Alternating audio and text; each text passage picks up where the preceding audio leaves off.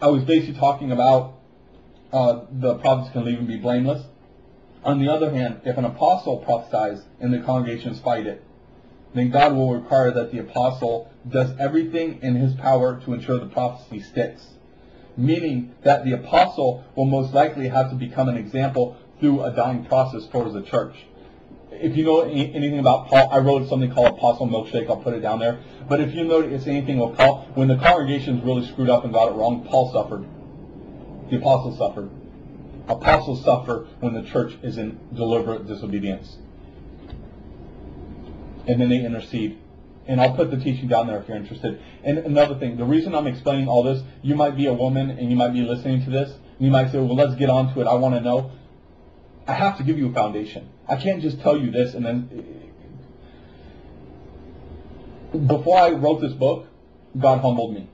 And I told him, if I'm going to write a book, a fiction book on a prophet, it's going to be a woman prophet. Because I'm not going to do all this work and only get half of the answers. I want all the answers that I can have regarding these answers.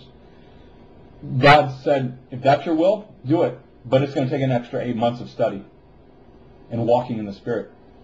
And I didn't know it would be 8 months.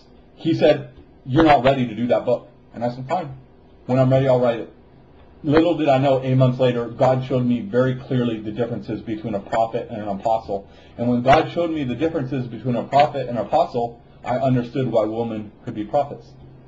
Because there's no accountability towards man. And I'm going to explain it even more. But you need this foundation. If I needed 8 months just to study and walk in the Spirit so I can learn these things and write this book, I can't just give you the answers you want. It doesn't work like that. If you're so impatient that you just want the answers you want, you're going to have a real hard time in this end times, and you're not going to be able to gather oil in your vessel. You better learn to sit under people according to how God teaches you. If you know that someone's a real deal, you better learn how to sit under them and receive and listen to what they say and lose your opinions. And if you're mad because the videos are longer than 2 minutes, it doesn't take a genius to understand you're going to have a real hard time getting close to God. God's the opposite. God teaches you patience. Okay. Now you might ask, why doesn't God require that of a prophet, what he requires of an apostle? Because that would create accountability. See, God is so stringent that he doesn't allow prophets to go that way. He cuts it off. Apostles have to go down that road and become accountable to man regarding their ministries. Not only do prophets not have to do that, God chastens them in a level you could not understand if they even try to do that. Because once you become accountable to man and man relies on you, that's the influence that can sway you away from God. Man is always going to be the person that changes man so that man doesn't serve God.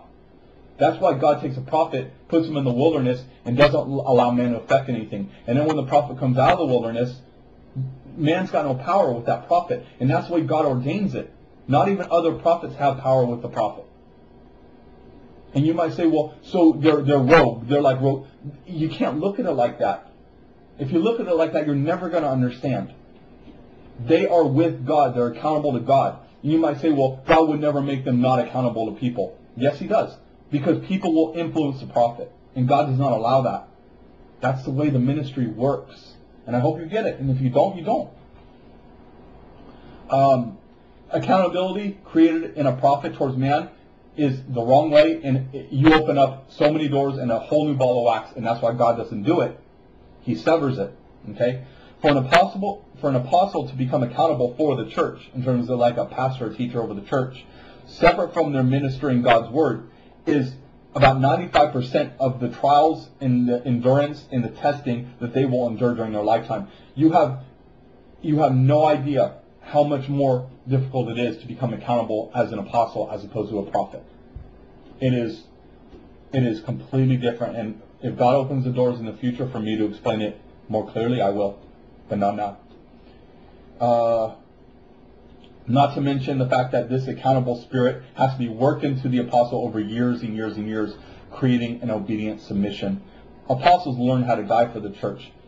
Prophets don't have to die for the church. They just have to obey. It's like the difference between a high school degree and a doctorate degree, and I'm not going to go into that. Would you trust someone with a high school degree to perform open heart surgery on you? No. And God does not require a prophet to do open heart surgery on the church. That is only the apostles' burden. Okay?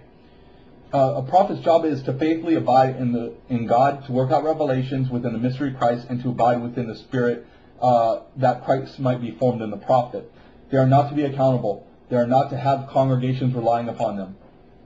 The teaching I have explained briefly, but basically a prophet never has to teach. A prophet can choose to teach, but I have found this is not necessary when all the ministries are effectively working within their appropriate environments. A teaching role immediately speaks of accountability, and consequently people asking questions. This makes people rely on teachers. A teacher's position is also a permanent one, and within this position a teacher is exalted and respected with regard to a certain amount of authority they possess. A woman cannot have a position of authority, because as Paul said, it is easier to deceive a woman. So for all these reasons, a prophet does not teach or usurp authority. So according to this wisdom, if you accept it, a woman, by accepting her role as a prophetess, has not violated either one of these permissions. Paul himself even wrote that a woman prophesying needed to cover her head. And that's right here, 1 Corinthians 11:5. But every woman who prays or prophesies with her head uncovered dishonors her head. It is the same as having it shaved. Thus, Paul even wrote that a woman prophesying needs to cover her head, thus establishing a woman's God-given permission to prophecy. The Bible, at different times and in different situations, makes mention of women who were either called upon as prophetesses or who exercise themselves within their God-given gift of prophecy. And I'll put those out.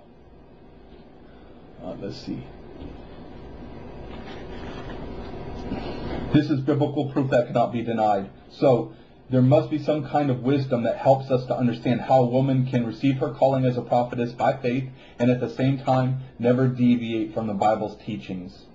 And I've already given you some of that wisdom. Here's an interesting concept. Can a woman exercise her gifts as a prophetess in church? If a woman can be a prophetess, can she exercise it in church? Paul the Apostle said that a woman should not speak in church. And when he said this, he said it with regard to his explanation of the spiritual gifts, prophecy being foremost of that explanation. And that's 1 Corinthians 14:34 and 35. Let your women keep silent in the churches, for it is not permitted unto them to speak, but they are commanded to be under obedience, as also saith the law. And if they will learn anything, let them ask their husbands at home, for it is a shame for a woman to speak in church. Remember when John the Baptist baptized Jesus? And John said to Jesus, I think you should be doing this to me. What did Jesus say? Jesus said, suffer that this needs to be done now in order to fulfill all righteousness. Jesus was basically saying that although John was seemingly right, that this baptism really wasn't accurate according to what could be perceived.